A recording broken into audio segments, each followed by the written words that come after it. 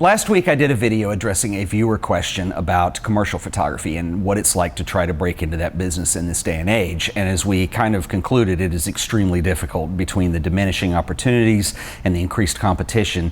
We're in a day and age where opportunities for photographers are really becoming less and less on a commercial level. And I knew this would happen, but inevitably I had several people reach out to me and they said, "Hey Ted, what about fine art?" And I'd never really discussed this on the show before, and so I think it's probably important to go ahead and talk about.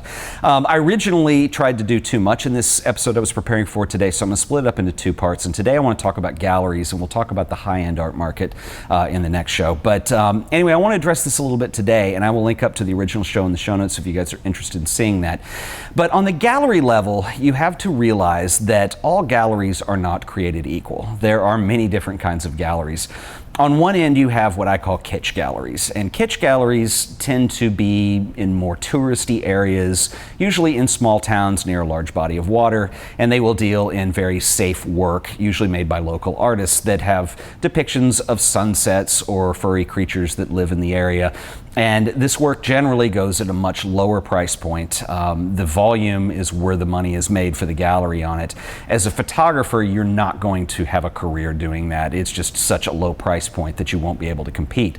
But there is a market for this, and that work is usually sold to people who, let's just say, have less adventurous tastes. They're looking for something that looks beautiful that they can put on their wall, maybe makes them think of the place they went on vacation, or maybe in another scenario, a company comes along and they want to decorate their lobby. So essentially this type of work is more or less an extension to interior design. And that's not to make fun of this at all. I'm just saying that's the business it ends up being.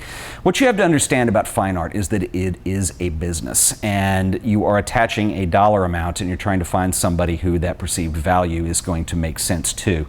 Now, you can make a lot of money in that market if you look at people like Thomas Kinkade or you look at Peter Lik. Thomas Kinkade had some questionable business practices, but both those people have been able to turn that kind of work, that kind of kitsch postcard stuff, into multi-million-dollar businesses. And there is something to be learned from those people. I'm not trying to put them down at all. Peter Lik is very successful. While you're not going to see his work in art books or museums or history books or anything of that nature, he is what he is, and he is very successful. And I guarantee you that's what he set out to be, and there's no problem with that at all. On the other end of the spectrum, you have galleries that are of a little bit higher respect level that deal in more cutting edge work.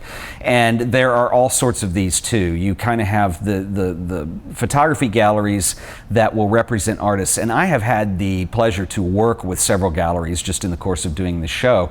And at their best, these people are amazing. They have a passion for photography that's just as deep as anybody else. They're amazing to talk to about history stuff. They have a real love for what they do. The service they provide for a photographer is very good because they are basically the connector between a photographer and a collector. And it's a tough business to get into from a gallery standpoint, and any of these people will tell you this.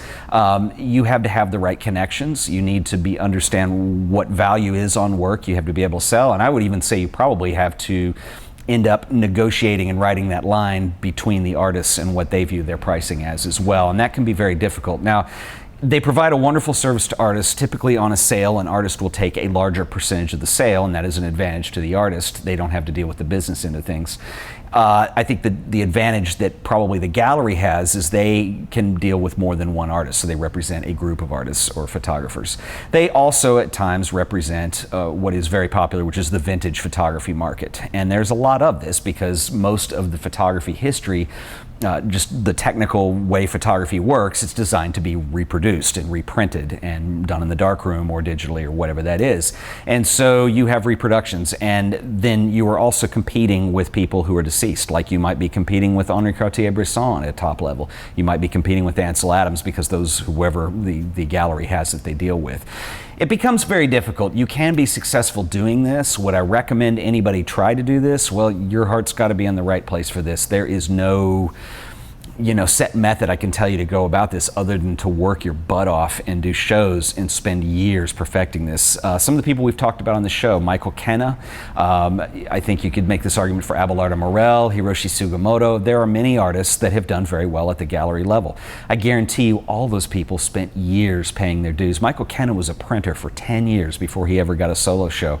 It just took that long before he was able to create that reputation, get his stuff together. He's obviously an amazingly talented individual, but even then, the right doors and the right opportunities have to open for somebody to want to put money into that kind of work at that level. So you can see it's a very difficult industry, and fine art is something that, it has some similarities to commercial work in that what is the perceived value and who wants to pay for the work. That's basically how the gallery side of things run. And next week, we're going to hit a pretty big controversial topic because I want to move forward and talk about the high-end art market, which is probably going to be controversial on some level and have a lot of different opinions on. But anyway, until then, if you've enjoyed this episode, please remember to like it and share it with your friends. And as always, subscribe to The Art of Photography so you'll always be up to date on the latest and greatest videos that we do here. Until next time, I'll see you in the next video. Later.